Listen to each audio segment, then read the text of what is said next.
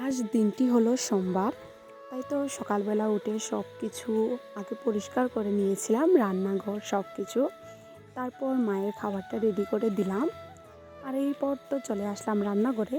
এই কিছুদিন থেকে ঘুম থেকে উঠেই রান্নাঘর, আর রান্নাঘর থেকে সোজা বিছানাতে, এটাই আমার দিন চলছে আর কি।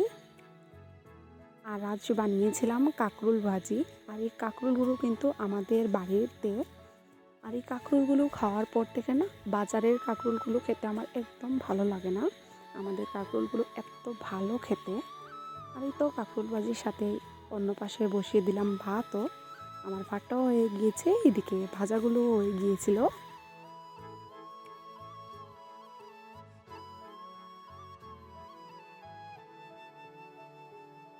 তারপর আগের দিন রাতে আমি কিছু সবজি কেটে রেখেছিলাম। এই যে ঝিরিঝিরি করে আলু আর কাঁকরোলগুলো আমি কেটে রেখেছিলাম। তারপর দিন সকালবেলা আমি সব ধরনের মশলা দিয়ে ভাজি করে নিয়েছি। এভাবেও ভাজি খেতে বেশ ভালো লাগে। তারপর কাঁকরোল ভাজি শেষ করার পর আমি এই গোটা গোটা কাঁঠালের বিচিগুলো সিদ্ধ বসিয়ে দিয়েছিলাম। আমাদের ঘরের সবারই এই কাঁঠালের বিচি ভাজি খেতে এত ভালো লাগে, কিন্তু সময় স্বল্পতার কারণে অনেক সময় করা হয় না। আর আমার কাঁঠালের বিচি বাছতে একদম ভালো লাগে না, তাই আর কি আমি করি না। কিন্তু আজ রান্নাঘরে বসে বসে আর কোনো কাজ ছিল না, একদম সিম্পল রান্নাবান্না ছিল, যেহেতু আজ নিরামিষ। তাই ভাবলাম যে কাঁঠালের বিচি ভাজি করাই যেতে পারে। তারপর সিদ্ধ করে আমি রেখে এসেছিলাম। তারপর চলে আসি স্নান করে। আর এই তো আমাদের বেলপাতার গাছ। আসলে এখন না সবসময় নিখুঁত বেলপাতা পাওয়া যায় না, তাই আর সবসময় নিতে আসা হয় না। বেশ খোঁজাখুঁজি করে এত সুন্দর সুন্দর কয়েকটা পাতা পেয়েছি, যা বলার বাইরে। একদম তিল পরিমাণ কোনো দাগ ছিল না। আর এরকম নিখুঁত বেলপাতা দেখতেও বেশ ভালো লাগে। তারপর বেশ অনেকটা নিয়ে নিয়েছি। আর এই যে আমাদের এই টিলা থেকে না, এদিকে অনেকগুলো গাছ ছিল, অন্য জায়গাটা দেখা যেত না। কিন্তু এখন এই গাছগুলো পরিষ্কার করার কারণে একদম পুরো জায়গাটা দেখা যাচ্ছে। অনেক দূর অবধি দেখা যায়, এখন একটা পাহাড় আছে, এটাও দেখা যাচ্ছে। তারপর চলে আসি আমি আমাদের উঠোনে ফুল তুলতে।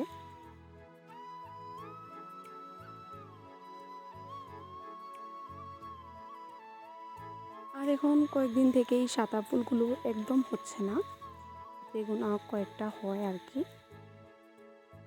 তার মধ্যেও যা পাই তাই নিয়ে নিই। আর এখন কেন জানি না, সবার বাড়িতে দেখি এত পরিমাণ বিছার উপদ্রব হচ্ছে। গাছে, পাতায়, ফুলে, সব জায়গাতে শুধু বিছা আর বিছা। তাই আর কি সব সময় সব জায়গাতে হাতও হয় না, কারণ কখন কোথায় হাত দিয়ে দেবো, তাহলে তো অন্য একটা বিপদ বেড়ে যাবে। তাই আর কি ভয়ে ভয়ে যতটুকু পারি হাতের কাছে পাই কতগুলো ফুল পেড়ে নিই।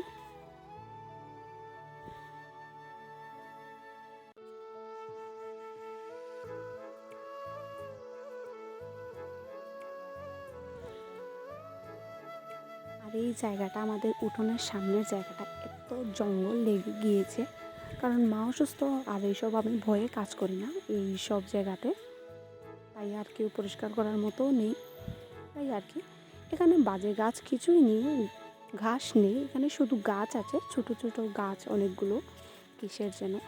আর পাশেই তো আমাদের সবজি গাছ আছে, এখানে কাঁকরোল গাছ, রামাস গাছ, ঝিঙে, এগুলোই শুধু, আর কিছুই নেই। আগে মিষ্টি কুমড়ো ছিল এবং লাউয়ের গাছও ছিল।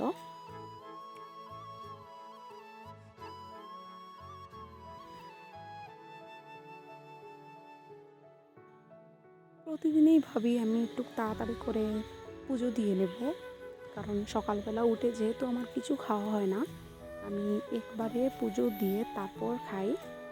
তাই ভাবি যে না, আজ একটু তাড়াতাড়ি পুজো দিয়ে নেব। কিন্তু ডেইলি একই কাহিনী আমার সাথে হয়, পুজো দিতে দিতে লেট হয়ে যায়, কারণ আমি ঘুম থেকে উঠি লেট করে। তাই প্রতিদিন আমি একটা প্ল্যান করে ঘুমাই যে না, আমি কাল তো তাড়াতাড়ি উঠবই, কিন্তু কীভাবে যেন কালও দেরি হয়ে যায় আমার সাথে। তারপর তারপর পুজো শেষ করে আবার চলে আসি রান্নাঘরে, কারণ আমার রান্নাঘরের কাজ কিছু বাকি ছিল। তারপর বসিয়ে দিয়েছি কাঁঠালের বিচি ভাজি করার জন্য। শুধু হলুদ গুঁড়ো, অল্প লঙ্কা গুঁড়ো দিয়েছি একটু ঝালের জন্য, আর তো নুন, আর কিছুই লাগে না। এগুলোকে জানেন, এগুলোকে ছোট ছোট করে কেটেও ভাজি করা যায়, কিন্তু আমার কাটতে ইচ্ছা করছিল না, তাই আমি গোটা গোটাই রেখে দিয়েছিলাম। আর অন্যদিকে ভাজিগুলোকে বেশ অনেকক্ষণ ধরে আমি মুচমুচে করে ভাজি করে নিয়েছি। তারপরেই তো বসে পড়লাম খাওয়ার জন্য।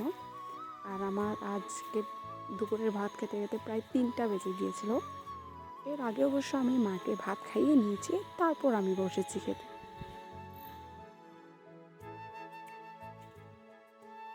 আর ভাত খেয়ে কিছুই ভালো লাগে না, তাই কিছুক্ষণের জন্য ঘুমিয়ে পড়েছিলাম। এই তো ঘুম থেকে উঠে সন্ধ্যাবাতিটা দিয়ে দিয়েছি। এই যে মোমবাতির আলোয় ঠাকুরঘরটা এত সুন্দর লাগে, আমার এত ভালো লাগে দেখতে। তারপর চাও বানিয়ে নিলাম। আজ ঘরে কেউ ছিল না, আমি আর মা ছিলাম, তাই এই বড় কাপের 1 কাপ বানিয়েছি, তাতেই আমাদের 2 জনের হয়ে যাবে। তারপর চায়ের কাপটা নিয়ে চলে গিয়েছিলাম মায়ের কাছে। মায়ের সাথে বসে গল্প করতে করতে চাটা খেয়ে নিলাম। তারপর না আর কিছুই করা হয়নি, আবারও রান্নাঘরে কিছু কাজ ছিল, ওইগুলো করে খাওয়া দাওয়া করে একদম রাতের বেলা আমি পড়তে বসেছি, কারণ পরশু আমার এক্সাম। আর পুরো দিন এসব কাজের মধ্যে আর পড়া হয়ে উঠছে না। জানি না এক্সাম কী হবে। আর যে সাবজেক্টটা এক্সাম, এই সাবজেক্টটা আমার এত বেশি হার্ড লাগে, মনে হয় এটা আমার দ্বারা হবেই না। তারপরেও পড়া থেকে বেশি প্রে করছি যেন কোনোভাবে পাশ করে যাই।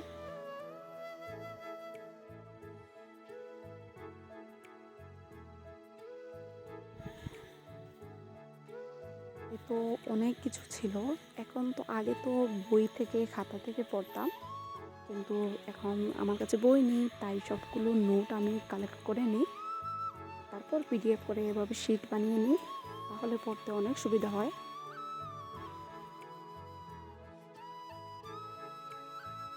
পরশু আমার এক্সাম, আমি এখন পর্যন্ত তেমন কিছুই পড়িনি, কারণ এই বছর যেহেতু আমি অনেকটাই লেটে অ্যাডমিশন নিয়েছি, তাই আর কি সব কিছু থেকেই আমি পিছিয়ে পড়েছি। ভাবছি, চেষ্টা করছি একটু তাড়াতাড়ি সব কিছু করে নেওয়ার।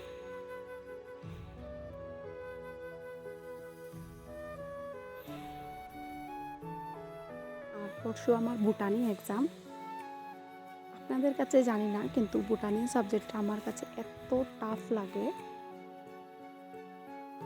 কারণ গাছপালার প্রতি আসলেই আমার কোনো ভালোবাসা নেই, বিন্দু পরিমাণ আগ্রহ নেই, তাই হতে পারে এসব বিষয়ে আমার ধারণাটা কম। যা কিছু পড়ি এক্সামের জন্য, তারপর আর কিছুই মনে থাকে না।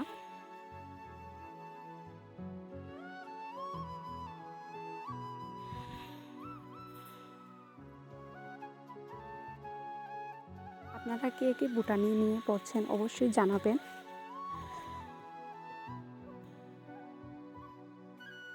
তারপর আবারও পড়ার মধ্যেই চলে গিয়েছিল কারেন্ট। আর রাতের বেলা না কারেন্টটা অনেক ডিস্টার্ব করে, তারপরেও ভাবলাম যে না, লাইট জ্বালিয়ে হতে পারে একটু পড়ে নিই।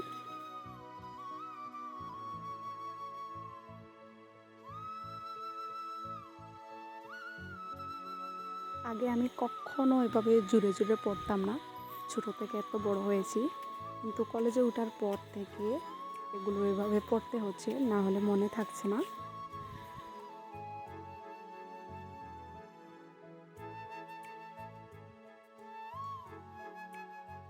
তাহলে পড়তে পড়তে আজকের পুরোটা দিনের ব্লগ এখানেই শেষ করছি। আশা করি সবার ভালো লেগেছে। ভালো লেগে থাকলে লাইক কমেন্ট শেয়ার করে দিবেন, আর আমার চ্যানেলটা সাবস্ক্রাইব করতে ভুলবেন না। আর অবশ্যই আপনারা জানাবেন কে কে বুটানি নিয়ে পড়ছেন এবং বুটানি আপনাদের কেমন লাগে। আর যদি কোনো টিপস জানা থাকে অবশ্যই আমাকে জানাবেন। আবারও দেখা হবে নতুন কোনো ভিডিওতে, ততক্ষণের জন্য সবাইকে টাটা বাই।